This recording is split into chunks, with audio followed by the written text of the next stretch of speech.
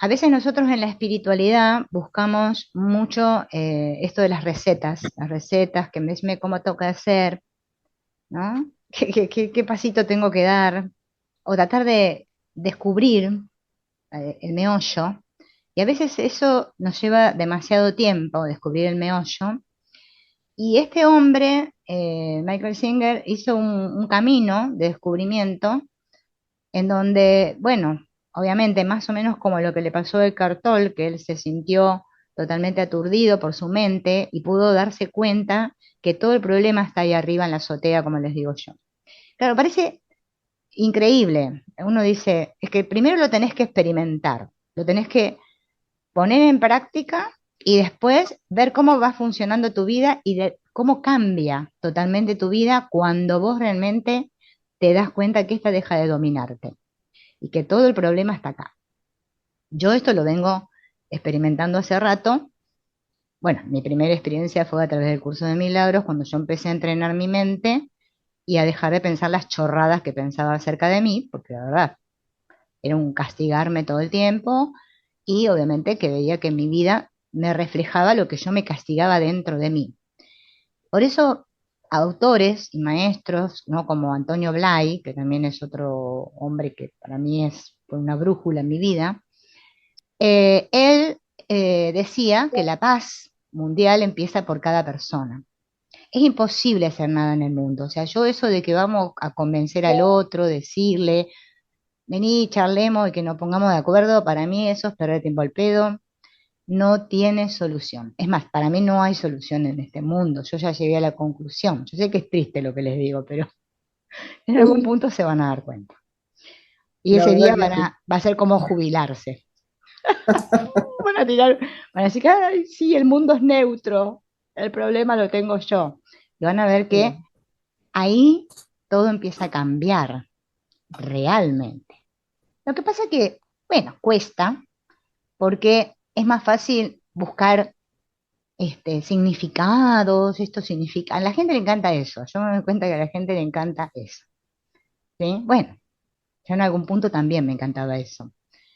Un día dejó de encantarme porque era que llegábamos a, es como por ejemplo constelar. Si yo constelo, ¿no? Y no comprendo lo que está sucediendo en la constelación, no sé para qué corno constelé. O sea, la gente dice, es que no entendí nada. Y bueno, es que no estabas atenta. Uno de los primeros ejercicios que hay que hacer internos es la atención. Y hablando de las pantallas, obviamente las pantallas son los grandes distractores de hoy en día para volvernos cada vez más tontolines todos y estar todo el día Ujú. mirando así, porque eso evita que yo tenga que estar atendiéndome a mí y atendiendo a los otros, porque es que cuando me atiendo a mí, atiendo a los demás. Yo no puedo atender a otros si no me atiendo.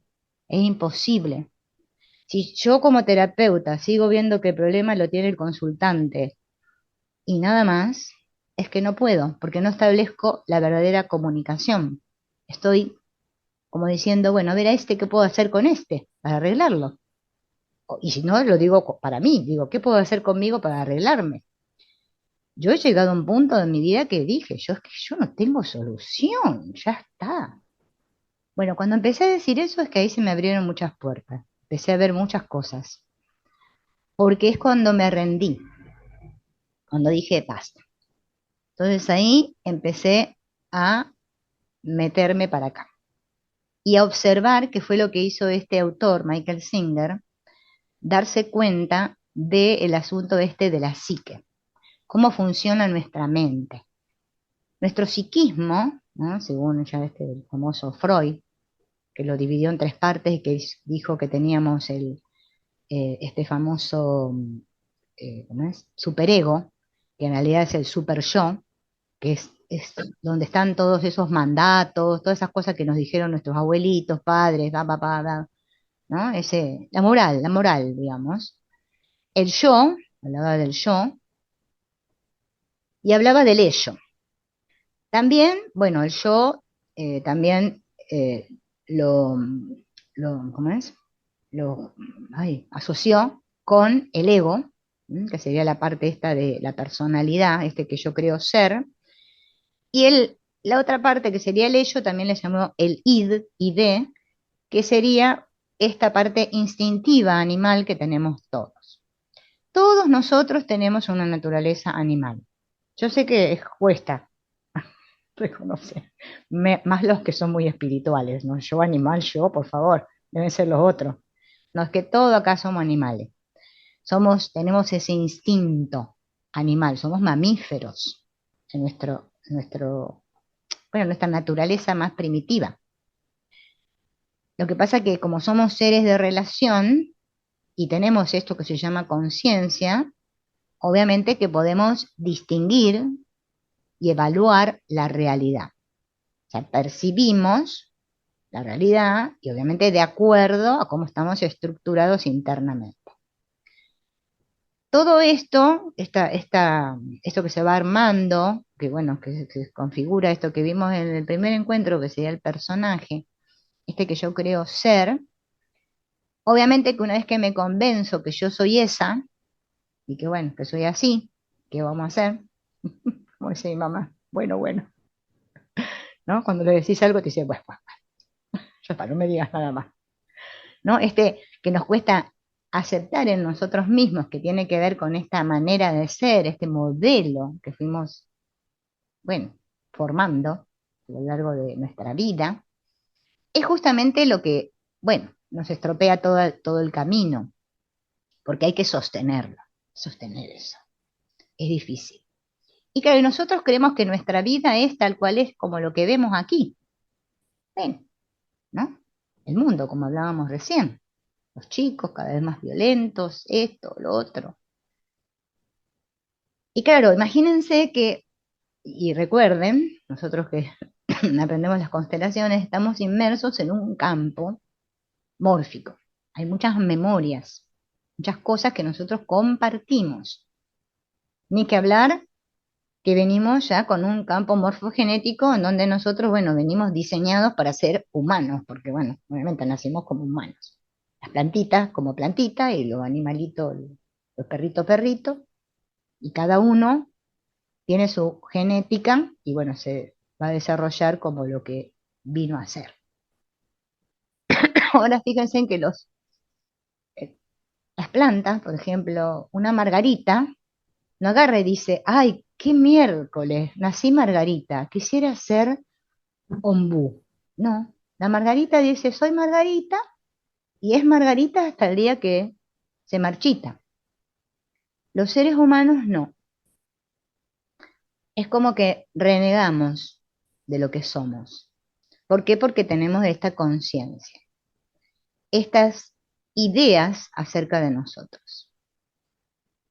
Entonces, Michael Singer empezó a justamente notar, vamos a decir, porque sería la palabra adecuada, notar que nosotros tenemos un diálogo mental incesante en nuestra cabeza. Así también como lo descubrió Byron Katie. Es que todos los que descubrieron eso son los que se iluminan. Lo que pasa es que la gente se quiere iluminar y no quiere hacer este trabajo de darse cuenta de que en su cabeza hay un diálogo incesante, un diálogo que no para. Es como si fueran personas que hablan ahí adentro. Es como, imagínense los vincores ahí adentro, hablando así. Es una voz. Y esto lo descubrimos a determinada etapa y edad de nuestra vida. Yo esto lo he comprobado también en mi vida cuando yo le decía a mis hijos, pero escuchen la voz que tienen en su cabeza. Y me miraban y decían, ¿qué? ¿Qué te pasa? No, estás chiflada. Es que ese que habla ahí no sos vos. Es una voz dentro de tu cabeza. El que descubre la voz dentro de su cabeza es que despierta. El que no, sigue dormido, porque le va a seguir atendiendo a esa voz y cree que es él o ella. Estoy identificada con esa voz. Yo creo que esa voz soy yo y esos pensamientos que tengo son míos. Entonces, él empezó a darse cuenta de esta cháchara, de este diálogo que había en su cabeza, y bueno, se dio cuenta que increíblemente era como literal, un diálogo. Eran como si fueran dos hablando dentro de él. Alguien que preguntaba y el otro que respondía. Y bueno, obviamente que no es que lo descubrió de la noche a la mañana, sino que empezó a hacer diferentes cosas para descubrirla a la voz. Es como descubrir a nuestro crítico interno. Nosotros tenemos un crítico adentro de nosotros. Es uno que te dice, vos por ejemplo decís, ay, qué lindo sería hacer esto. Y el crítico aparece y te dice, no, sos un inútil, no lograrás hacerlo. Entonces, ay, sí, la verdad soy una inútil, no lograré hacer. Y entablas un diálogo, estás escuchando esas voces ahí que se pelean dentro tuyo. Sos vos misma, pero no te das cuenta. Por eso es tan importante que nosotros hagamos este movimiento de dar un paso atrás y contemplar.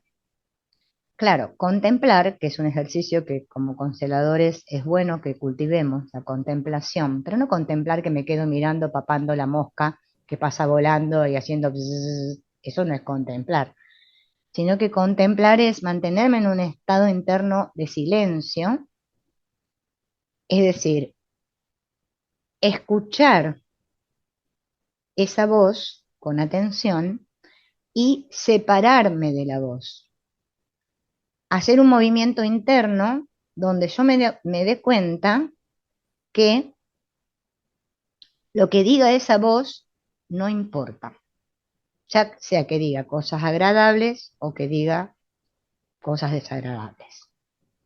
Es una voz que habla en mi cabeza. Y la única manera de detectarla es tomar distancia de la voz, no queda otra. Es como, bueno, por ejemplo, el famoso Krishnamurti, que él habló justamente, que en su libro El buscador es lo buscado, que habla que justamente cuando vos ya te das cuenta que lo que estás buscando está dentro tuyo, dejas de buscar. Mientras tanto va buscando, no sé, encontrar no sé qué ahí afuera que no hay nada. Pero bueno, mientras te crees separado, es que vas a buscar. Cuando ya te das cuenta que lo de la separación es puro cuento, es que no buscas más, porque ¿qué vas a ir a buscar? Es que si yo me peleo con mi madre, es que estoy peleando en mi cabeza con mi madre. Parece que me peleo con el cuerpo del otro, pero es que llega un punto que me doy cuenta que todo esto, ¿sí? Está viniendo de esto que yo me cuento y no lo que es la realidad. Antonio Blay hablaba de la realidad con R mayúscula y la realidad con R minúscula y diferenciaba y decía, la realidad es lo que es. La realidad con minúscula es lo que yo me cuento que es lo que me imagino. Hellinger decía lo real y lo irreal. Bueno, hablaba que cuando estamos en lo real es que estamos en el ser, en el cielo, la vida, fluimos, vamos como el río. Cuando estamos en la irrealidad es que estamos viviendo una historia que me cuento. Esto que yo me imagino, no estoy viendo. O sea, realmente estoy ciego. Yo soy esa misma voz.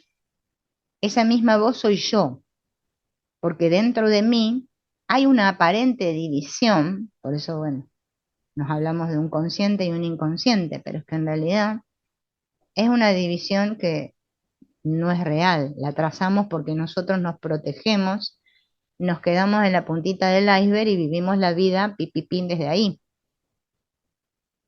Cuando empezamos a vivir la vida desde aquí abajo, es que ahí otro cuento se cuenta, no es el mismo. Para eso yo tengo que darme cuenta que estoy escuchando esa voz.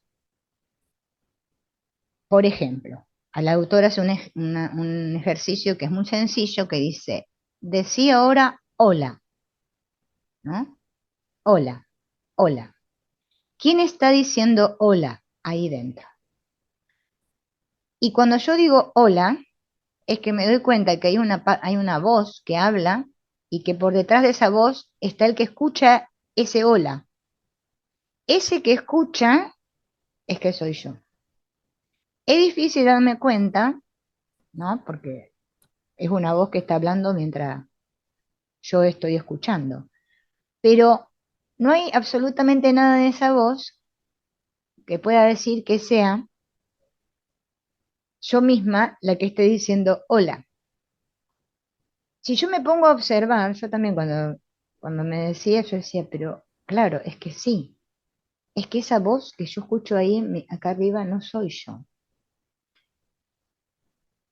Otros autores hablan sobre la fragmentación,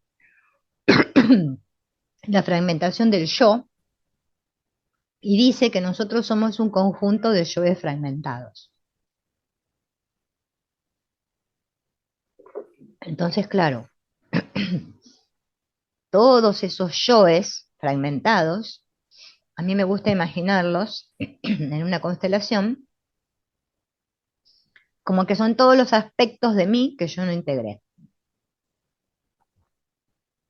Fíjense en que aparecen diferentes aspectos. El maltratador, el mentiroso, el no sé qué, no sé cuánto, que nosotros juzgamos como si fueran otros que están ahí fuera de nosotros, y claro, y están en nuestras relaciones cercanas.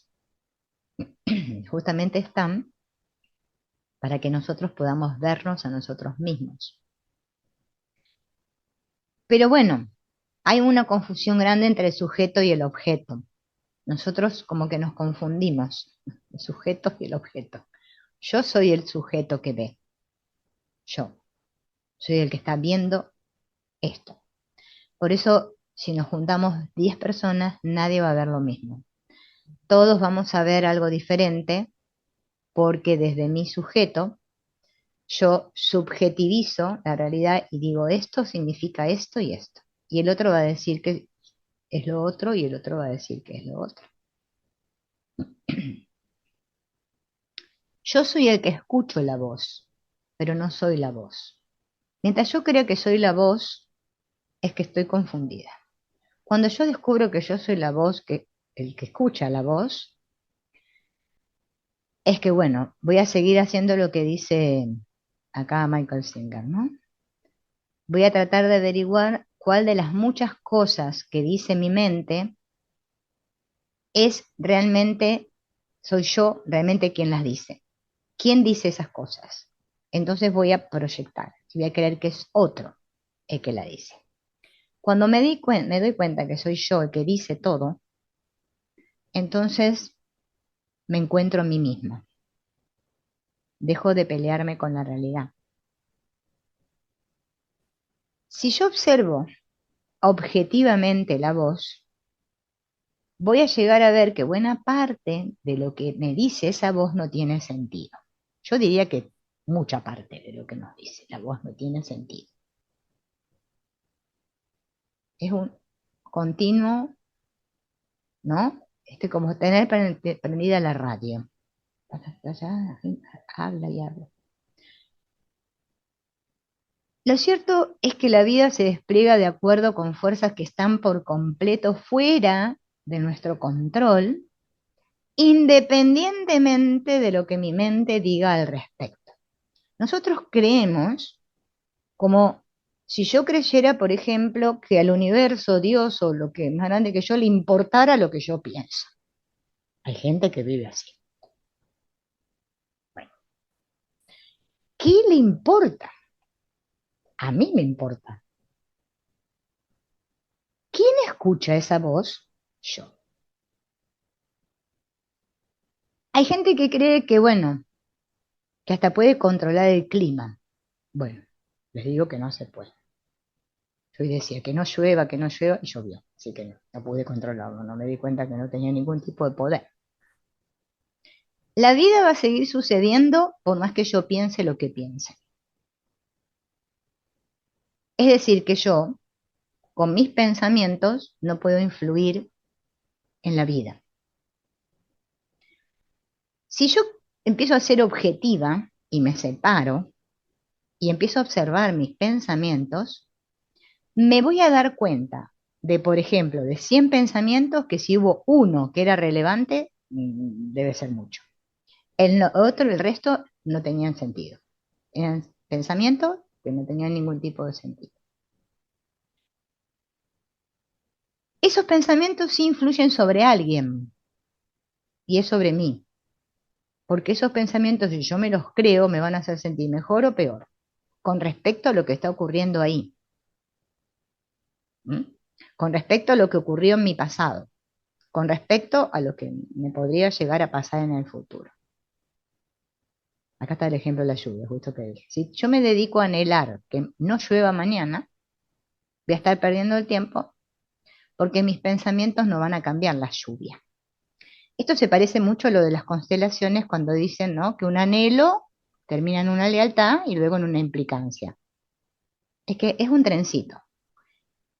Terminamos implicados porque nos pusimos en lealtad con alguien debido a un anhelo. Ese anhelo, por lo general, tiene que ver con algo que yo quiero que pase, que suceda. Por ejemplo, que mi mamá me haga la caricia así que no me hizo nunca, por ejemplo. Yo estuve mucho tiempo que no me hizo, no, nunca me hizo. Yo me acerco a ella y se me hace, "Mm". Es como si le echara ray, no sé, una cosa rara. Bien, que me la haga. Como mamá no me la hace, entonces yo me pongo en lealtad con alguien, no sé, por ejemplo mi abuelita, o mi papá, o quien vaya a saber qué. Y entonces yo creo que a través de estando en lealtad con esa otra, entonces yo voy a cumplir mi anhelo, pero no lo cumplo nunca. Entonces me termino implicando. Y terminamos implicados, bueno, los que estamos implicados, sin vernos, ninguno a ningún otro, y sin que mi anhelo se cumpla. ¿Cómo se destruye el hechizo? Cuando yo tomo conciencia y digo que es mi anhelo. Yo me hago responsable, digo, es que mi anhelo me llevó a estar implicada. Por eso es que estoy ahí, si no, no estaría ahí. Entonces, algún día, cuando yo llegue a darme cuenta de la incesante cháchara interna que no sirve para nada, sin luchar contra esa voz, porque también eso es un paso previo, en donde vienen los pensamientos, está la voz hablando ahí en la cabeza, y yo le sigo dando importancia, le sigo el tren y termino enredada. O presto atención y me doy cuenta que eso que está sucediendo ahí arriba es que no, no es nada. Los problemas no residen en la vida misma, dice el autor. Lo que causa problemas es la conmoción que la mente erige en torno a la vida. Es decir, como yo veo la vida. A raíz de esto surge una pregunta, ¿no?, a hacernos, es si la mayor parte de lo que dice la voz carece de sentido y es innecesario. Entonces, ¿por qué existe esa voz? El secreto para responder a esta pregunta consiste en entender por qué dice la voz lo que dice cuando lo dice. Por ejemplo, en algunos casos la voz mental habla por la misma razón que, no sé, que la pava hace el vi cuando hierve. Es decir, hay una acumulación de energía interna que debe ser liberada. Si yo observo, voy a ver que cuando dentro de mí hay una acumulación de energías nerviosas, temerosas o basadas en el deseo, la voz se pone más activa. Y esto resulta fácil de ver cuando yo estoy enfadada con alguien y tengo ganas de pelearme. Observa cuántas veces te peleas, ¿no? Esa voz interna, o sea, internamente me voy peleando con esa persona antes de verla. Ahora cuando venga le voy a decir, ya va a ver. Ah, no, esto no va a quedar. Sí. Entonces ya voy camino a mi trabajo y ya me voy haciendo la película. ¿Cuántas veces, ¿no?, esa voz pelea como, como si fuera un tráiler, ¿no? Hago el tráiler de la película que va a venir después.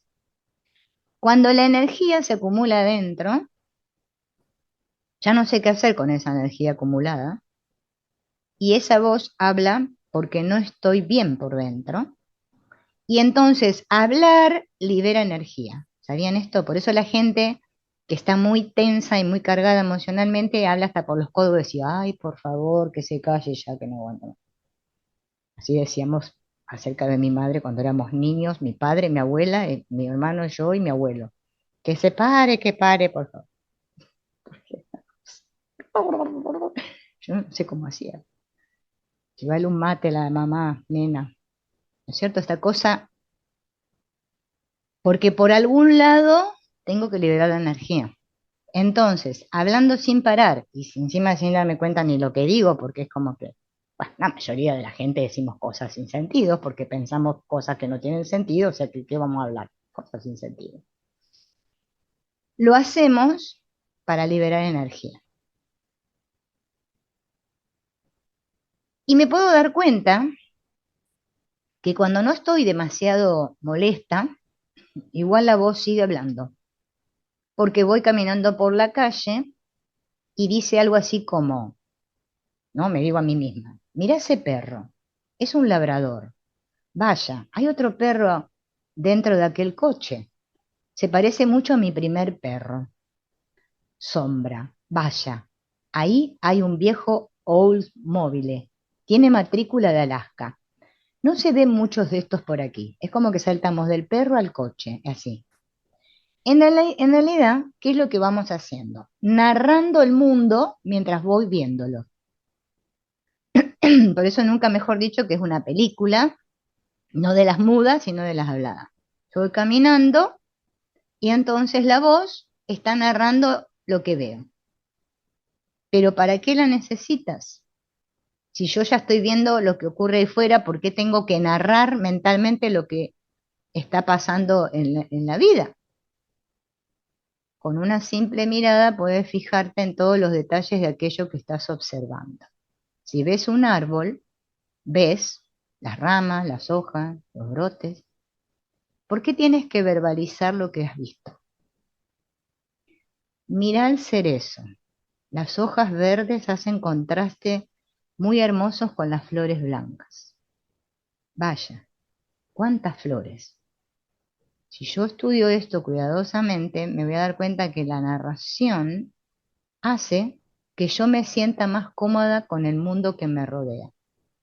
Es como cuando voy manejando en el automóvil desde el asiento, eh, o sea, digamos, que yo voy manejando, ¿no es cierto? Siento que tengo el control.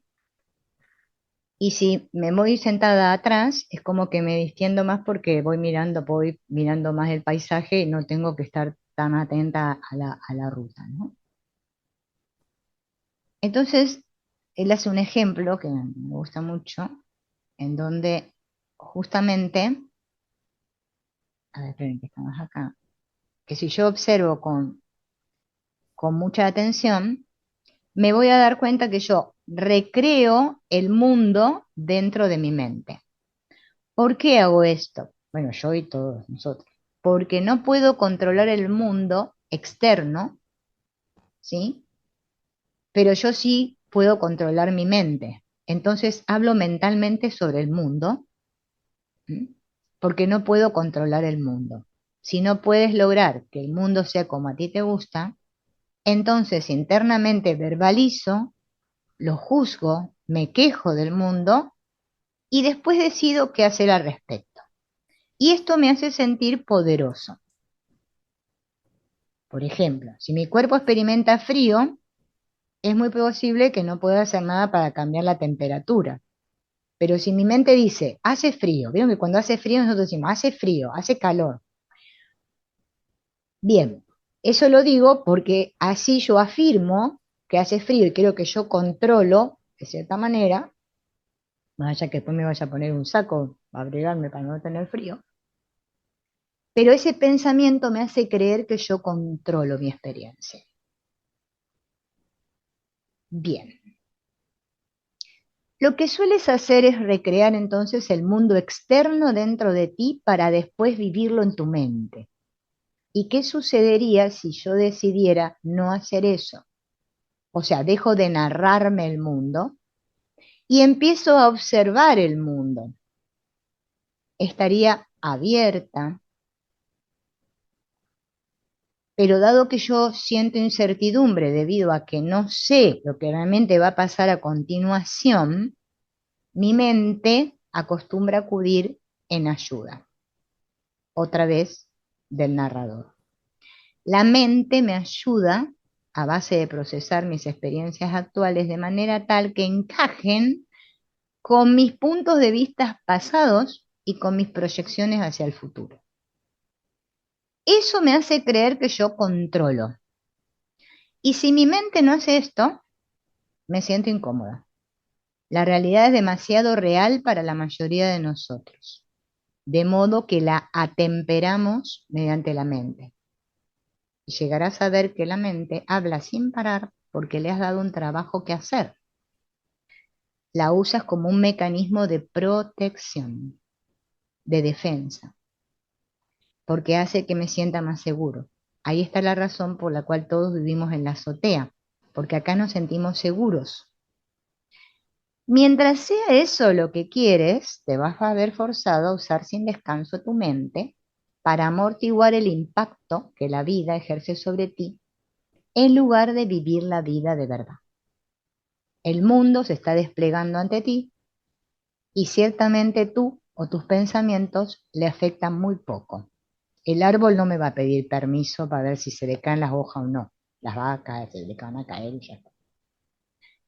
El mundo estaba aquí mucho antes de que tú llegaras y seguirá estando cuando te hayas ido. Y tu intento de sostener y controlar el mundo delata que lo que estás intentando realmente es sostenerte a ti mismo en el mundo. El verdadero crecimiento personal consiste en trascender la parte de ti que no se siente bien y necesita protección. Esto se logra recordando que tú eres el que está dentro escuchando hablar a la voz. Ese es el camino de salida. El que está dentro, ese que es consciente, de que siempre te estás hablando a ti mismo sobre ti mismo, ese siempre está en silencio. Ese ser silencioso es la puerta a las profundidades de tu verdadero ser. Y darte cuenta de que estás observando a la voz hablar es hallarse en el umbral de un fantástico viaje interno. Si se usa adecuadamente la misma voz mental que ha sido una fuente de preocupación, distracción y neurosis, puede convertirse en la plataforma de despegue del verdadero despertar espiritual. Si conoces al que observa la voz y llegas a conocer uno de los más grandes misterios de la creación, habrás despertado. Todo crecimiento interno depende por completo de que te des cuenta de que el único modo de hallar paz es dejar de pensar en ti mismo. ¿Puedo yo dejar de pensar en mí misma por un instante? No para ponerme a pensar en otros, no, porque tampoco esa es la solución. ¿Puedo dejar de pensar en mí misma por un instante? ¿Estás preparada para crecer cuando finalmente te das cuenta de que el yo, que siempre está pensando en mi interior, nunca va a sentirse satisfecho? Siempre va a tener un problema con algo. ¿Cuándo fue la última vez que no había nada que te molestara? Antes de que tuvieras el problema que ahora tienes, tenías otro. Y si eres sabio, te darás cuenta de que cuando el problema actual desaparezca, va a venir otro. El fondo de la cuestión es que nunca estarás libre de problemas hasta que te liberes de esa parte interna tuya que tiene tantos problemas. Cuando un problema te está molestando, no te preguntes, ¿qué hago? Pregúntate, ¿qué parte de mí se siente molesta? ¿Qué debería hacer al respecto o qué hago? Es una manera de creer que sí hay un problema.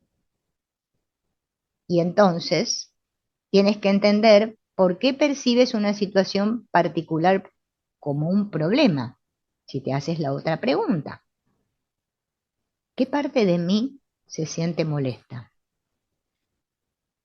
Si siento celos, ¿qué parte de mí está celosa? Eso va a hacer que yo mire dentro y vea que hay una parte mía que está teniendo un problema con los celos. Cuando vea claramente a esa parte perturbada, pregúntate, ¿quién es el que está viendo esto? ¿Quién percibe la perturbación interna? Preguntarte esto es la solución a todos tus problemas. ¿Por qué? Porque el hecho mismo de que pueda ver la perturbación significa que yo no soy la perturbación. Y el proceso de ver algo requiere una relación sujeto-objeto.